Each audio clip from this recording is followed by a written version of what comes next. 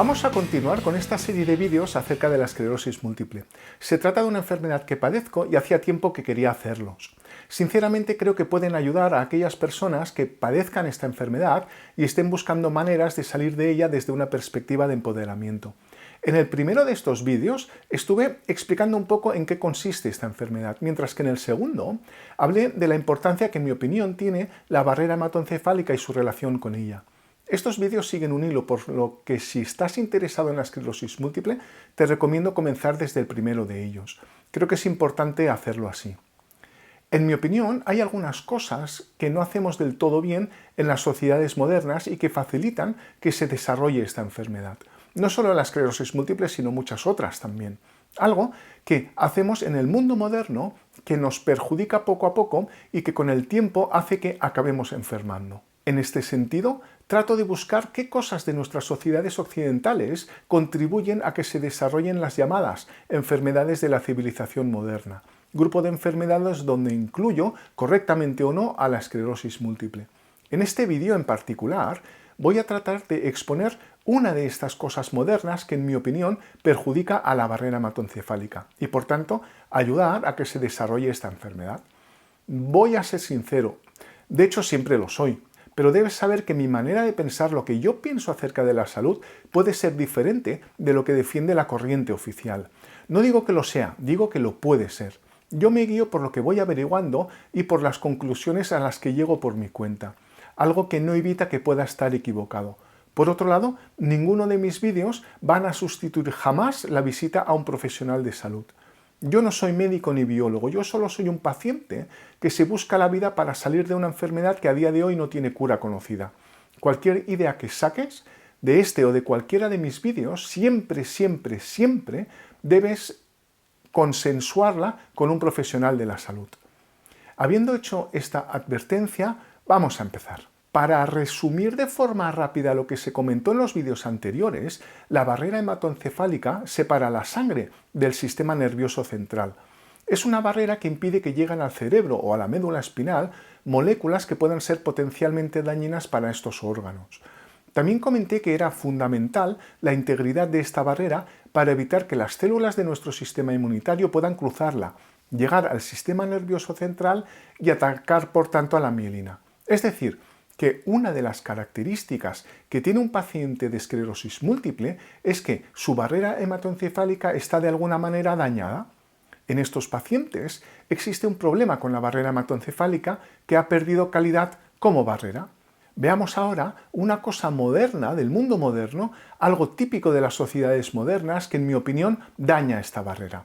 Es, a mi juicio, uno de los principales factores ambientales que podrían estar involucrados en el desarrollo de la esclerosis múltiple. No es el único, pero es el primero que vamos a ver. Y como es habitual en mis vídeos, también lo trataré de justificar explicando el porqué. Ahora sí, vamos a empezar. Ya estamos, otro antigluten pensarás. Pues sí, además a muerte. Y mi objetivo es que cuando acabes de ver este vídeo, tú también dejes de comerlo. Trataré de exponer mis motivos, pero para poder entenderlo, tenemos que saber una cosa acerca de nuestras células. Es algo muy relevante y tener presente esta pieza que vamos a ver es vital para que podamos entender el problema que se produce en la barrera hematoencefálica en relación con el gluten.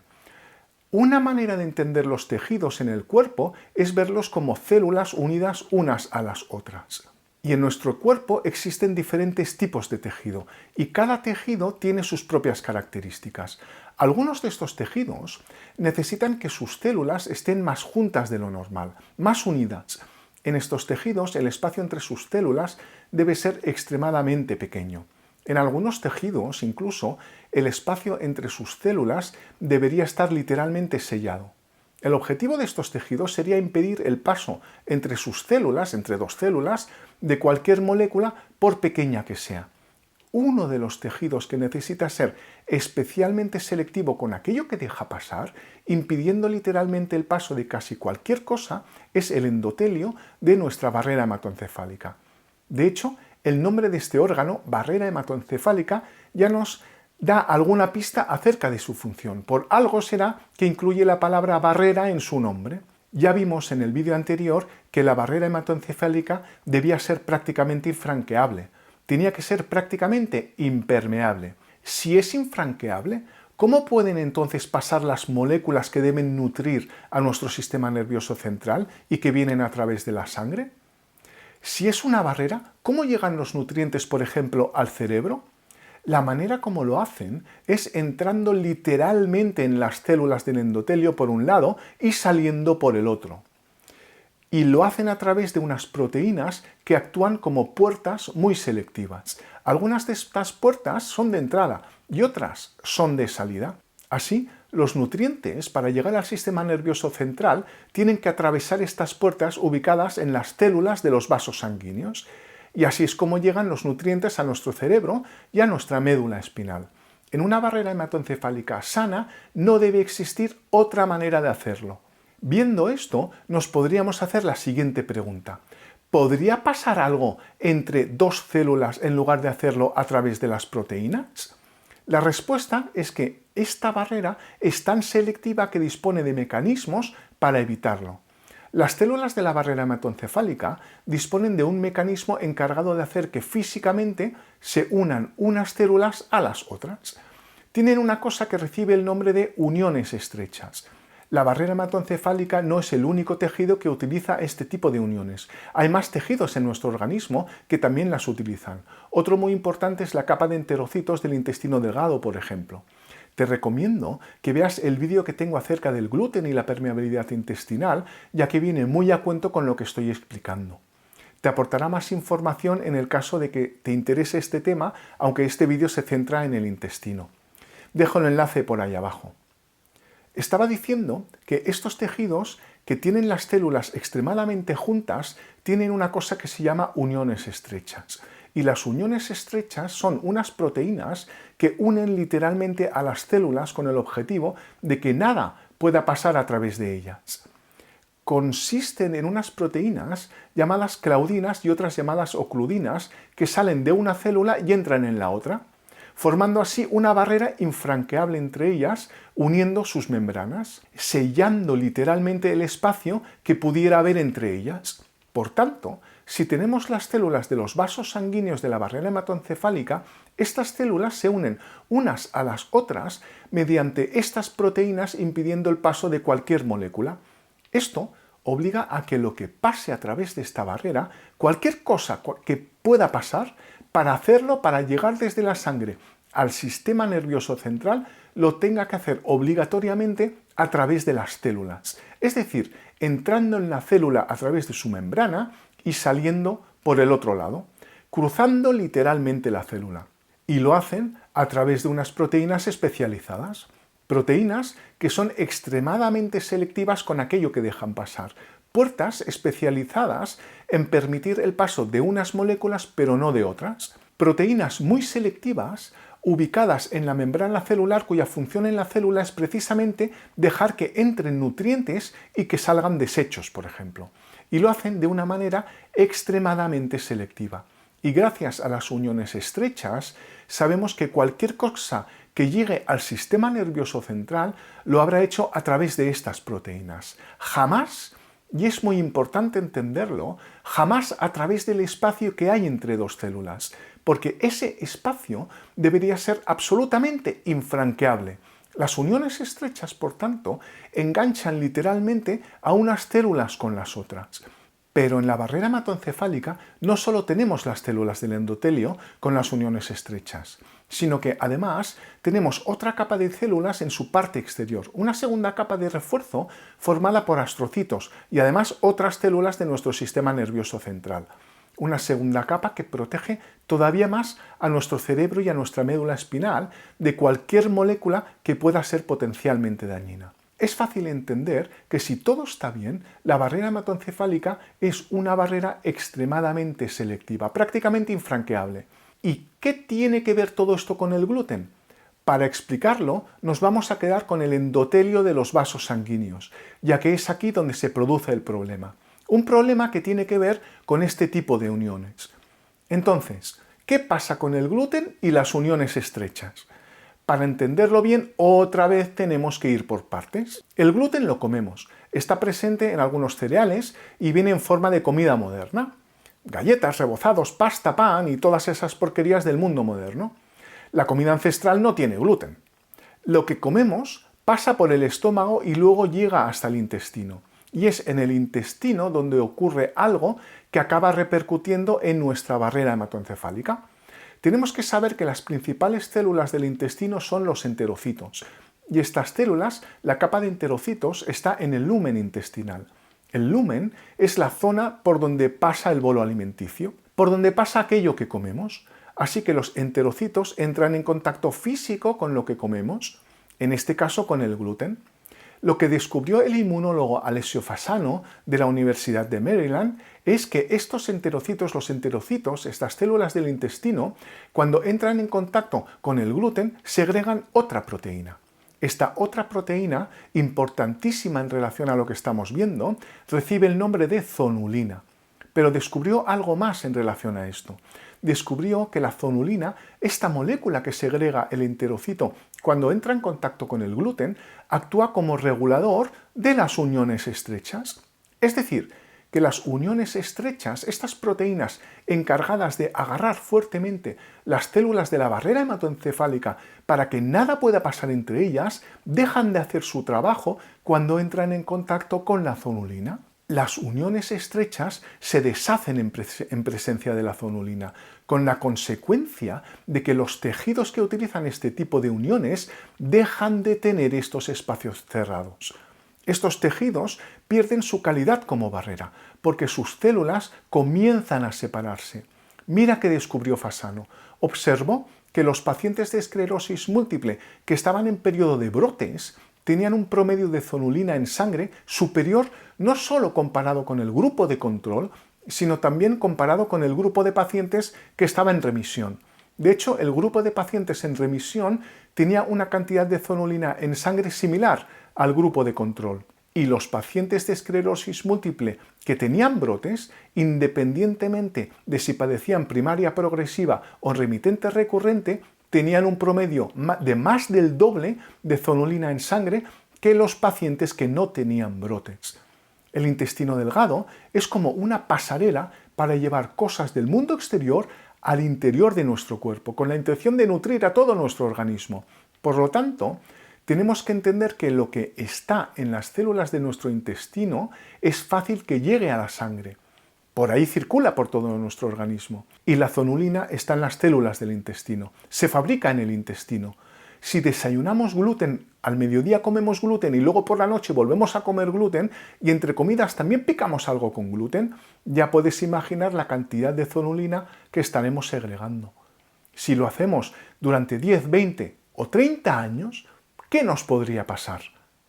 Estaremos segregando constantemente zonulina durante muchísimo tiempo y esta acabará inevitablemente pasando a la sangre, por donde circulará por todo nuestro organismo y no podremos descartar que circule también por la barrera hematoencefálica, afectando a sus uniones estrechas, separando sus células. Si es correcta esta hipótesis, podrán circular buenas cantidades de zonulina a través del torrente sanguíneo, lo que provocará que se deshagan las uniones estrechas y, por tanto, que se vayan separando las células de diferentes tejidos, entre ellos los de la barrera hematoencefálica. La consecuencia de esta separación es que permite el paso desde la sangre hasta el sistema nervioso central de cosas que no deberían pasar. No solo de moléculas potencialmente dañinas que puedan con el tiempo favorecer el desarrollo de algún problema neurodegenerativo, que esto ya sería un problema, sino también, y en el caso particular de la esclerosis múltiple, de otras células. De esas células de nuestro sistema inmunitario que atacan la mielina si se encuentran con ella.